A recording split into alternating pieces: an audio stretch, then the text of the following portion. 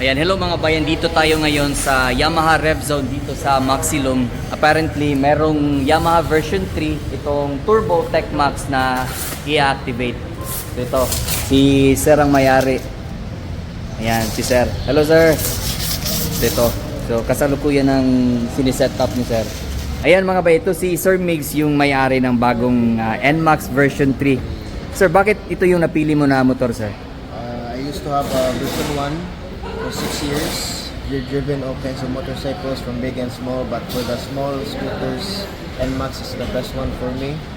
And when the version 3 came out, I wanted to try it, so I bought one. Okay.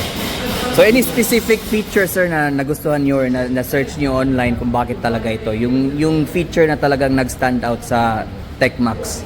Sa tingin nyo na talagang nakapag-decide kayo na kunin ng version na to? Lahat ng technology na na-offer niya, that's it. Lalo na sa turbo, Sir, no? I think turbo is just for the name, but I think it's only for this one. The shift niya. The downshift. Riding modes and everything.